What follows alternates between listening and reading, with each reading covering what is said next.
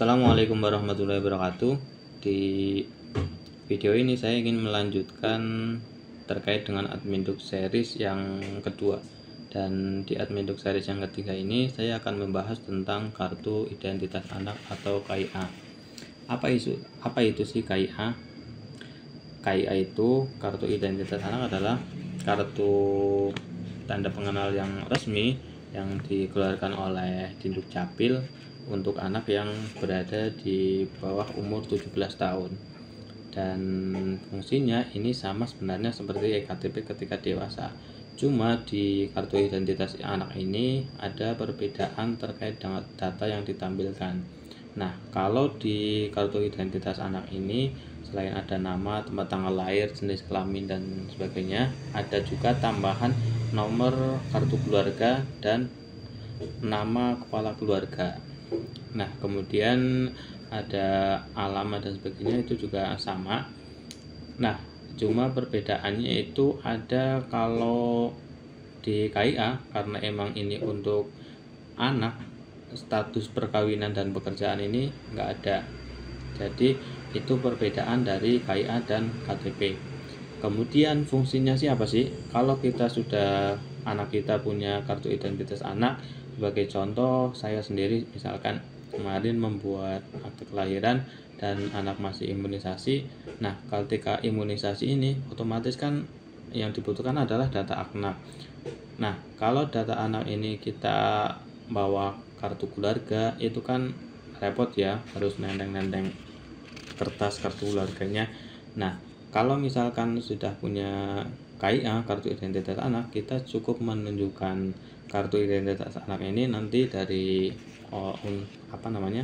operator pelayanan akan menginput data dari anak kita. Itu juga bisa digunakan untuk misalkan mau membuat rekening bank atau mungkin mendaftarkan sekolah dan hal-hal lain berkaitan dengan pelayanan untuk anak. Ini bisa menggunakan KIA karena di kartu identitas anak ini datanya sudah lengkap. Kemudian KIA ini juga dibedakan menjadi dua.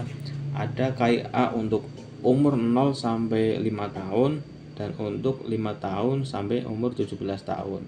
Perbedaannya adalah kalau misalkan KIA untuk umur 0 sampai 5 tahun ini tidak ada fotonya. Dan ini biasanya sekarang itu sudah satu paket ketika anak itu membuat akte kelahiran. Jadi ketika anak itu membuat akte kelahiran, itu otomatis KIA-nya juga sudah dibuatkan. Cuma untuk KIA ini sekarang belum kayak KTP ya. Kaitannya dengan KIA harus menggunakan pengajuan, dan ini mungkin tergantung dari Dinduk Capil masing-masing.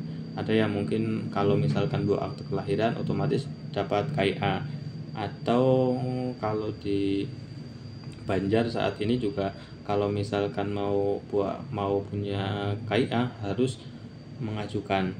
Dan karena beda ya, kalau kartu keluarga atau kakak kan petugas dari Dinduk Capil atau mungkin petugas kelurahan itu kan bisa nyetak pakai kertas A4 yang 80 gram. Tapi kalau KIA itu harus dari Dinduk Capil. Jadi yang nyetak itu dari Dinduk Capil. Jadi kalau misalkan anak kita mau punya kartu identitas anak, itu harus melakukan pengajuan seperti itu. Kemudian untuk yang ini untuk 0 sampai 5 tahun ini juga, kalau misalkan Anda sudah install aplikasi identitas kependudukan digital, di situ juga biasanya di dokumen anak itu ada dokumen akte kelahiran dan KIA. Coba dicek aja di aplikasi IKD. Bagi Anda yang belum install aplikasi IKD atau aplikasi identitas kependudukan digital, kalian bisa cari di Play Store, kemudian download dan melakukan aktivasi ke petugas kelurahan atau mungkin di kecamatan atau ke Dinduk Capil untuk kaitannya dengan aktivasi IKD ini. Nah, selanjutnya untuk umur 5 sampai 17 tahun. Nah, umur 5 sampai 17 tahun ini biasanya ada disertai dengan foto. Jadi persyaratan kaitannya dengan pembuatan KIA ini satu ada akte kelahiran anak, kemudian yang kedua ada kartu keluarga, kemudian yang ketiga ada fotokopi dari kedua orang tua, ibu dan ayah. Nah, itu untuk umur yang 0 sampai 5 tahun. Bagi Anda yang anaknya belum punya KIA, untuk umur 0 sampai 5 tahun itu persyaratannya itu akte kelahiran, kartu keluarga, dan KTP kedua orang tua. Kemudian untuk umur yang 5 tahun ke atas syaratnya ditambah satu lagi, yaitu adanya foto ukuran 2x3. Jadi syaratnya ada akte kelahiran, kemudian kartu keluarga, KTP kedua orang tua, dan foto berwarna ukurannya 2x3. Nah, itu di Adminduk series ketiga ini terkait dengan kartu identitas anak. Jika Anda punya pertanyaan bisa tinggalkan di kolom komentar, atau yang mau konsultasi sama saya bisa cek di deskripsi untuk link konsultasi.